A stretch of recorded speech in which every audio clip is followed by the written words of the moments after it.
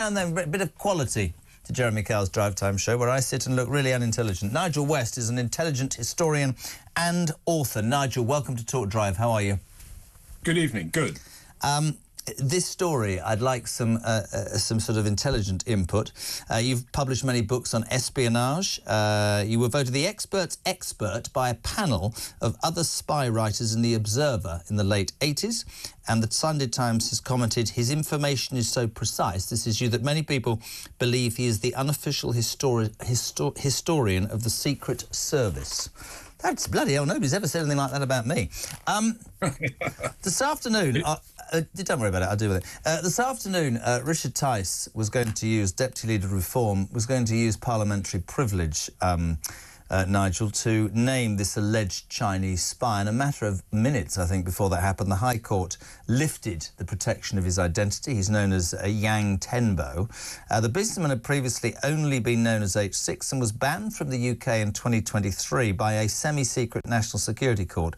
Yang, who agreed to have his anonymity lifted, said he had done nothing wrong or unlawful, and descriptions of him as an alleged spy were entirely untrue. Former Tory leader Sir Ian Duncan-Smith earlier warned his presence was the tip of the iceberg. What's your take on this, Nigel, please? Well, it's a complicated story, as every espionage case is. And where the security service cannot get enough sufficient evidence to bring a prosecution under the Official Secrets Act, under some kind of a leakage of official information, their last resort is an exclusion order. And that's what's happened to Chris Yang. He's been banned because MI5 have not been able to bring home the bacon in terms of hard evidence. The evidence that the security service had was information that was downloaded from electric devices that he was carrying through an airport in the UK. The items were copied, and in that material were some very disobliging remarks made by Chris Yang about Prince Andrew, indicating not to Prince Andrew or to any English audience, but to his colleagues, that he was getting close to the royal family and that he was succeeding with his mission. And clearly, he's never denied his connections with the United Front Workers' Department. And that is part of the Central Committee of the Communist Party of the People's Republic of China, which in turn uses as an instrument the Ministry of State Security as an espionage organization. So it's not very tangible, the evidence, but it's enough to convince the judges that this man poses a threat, and he's been boasting to his colleagues. He was banned in 2023, so just so I understand, he's not in the country right now. That's right. He was banned, couldn't come back into the UK, had the right of appeal, went to appeal, lost the appeal. Good. And then the issue arose over his anonymity. And he wanted to keep his anonymity. His name was actually published yesterday in Ireland, outside the jurisdiction of the High Court. And I think that prompted him to realise the game was up, and he might as well accept the inevitable. Obviously, the press have jumped, as they would, on Prince Andrew. I don't know where you stand on it. My father was worked for the royal family, but the man, I mean, his ability to pick friends is an extraordinary. I mean, honest to God, man. Epstein, Ghislaine Maxwell, and now this man, and we can sit here and we can, wonder in our own minds why. I mean, Tom Tugendhat said he's a useful idiot. Robert Jobson said, Robert Jobson just said, which I wanted your response to. He said, I agree with that, but I just take out the word useful, because how much would Prince Andrew know? But embarrassing to the king, right? Embarrassing to the country. But that's not what the Chinese were after, and that's not what's happened in this case. Chris Yang did good work for the United Kingdom in terms of inwards investment into the UK. Whatever your views on Prince Andrew, I think he's universally recognised as having done a terrific job for British exports around the world.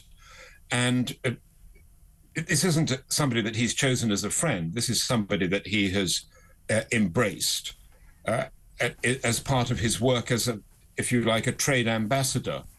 And that has come back because this individual has been trying to cultivate Prince Andrew for his own purposes. Yeah. And his own purposes are clearly those of the state being the United Front Worker Department, which is often regarded as a branch of the Ministry of State Security, which is the thuggish wing and the intelligence wing of the Politburo.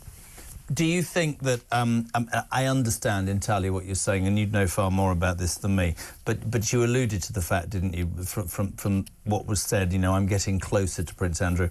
Are you saying that, I mean, we don't know, there might have been other people who he's colluded with or rather taken under his wing or got information of. Do you think Prince Andrew's getting bad press because of his mistakes in the past?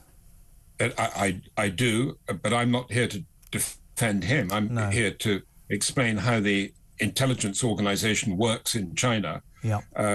And on that basis, I know how the United Front works. I know how the Ministry of State Security works. And I understand the Chinese method, on one hand, of cultivation, but on the other hand, taking sanctions against people who object to the regime. Yeah. And there's some pretty harmless people like Uyghurs and supporters of Falun Gong, and the democracy movement. These are not legitimate intelligence targets. But in the case we are discussing today, being Chris Yang, the evidence against him is what he had in his electronic devices communicating to his colleagues.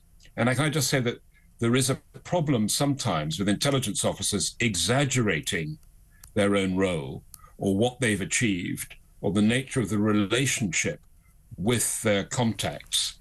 And that can be misinterpreted and misunderstood by other people. It's really interesting to get your take, Nigel. How widespread? I mean, again, it's one of those subjects that if you talk about, you know, Chinese influence, you know, cultivating, and you talk about is it widespread or not, people will say, oh, they'll either go, oh my God, or they'll go, this is ridiculous. What's the reality? Is this sort of espionage, this undercover cultivation of contacts and whatever you want to call it, propaganda, I don't know, is it very widespread? Is it widespread in all countries? Are we less aware than other countries of what's going on, or are we on the money?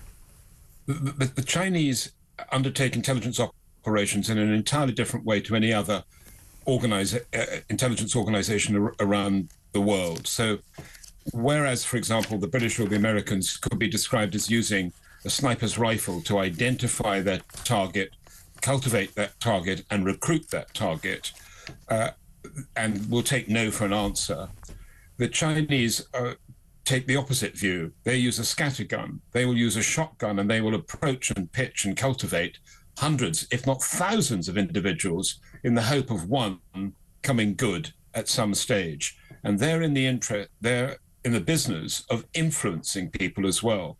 So I would call Chris Yang an agent of influence, not a spy. I don't suppose he's seen any classified information in his life, and he may well have exaggerated the proximity of his cultivation project with Prince Andrew.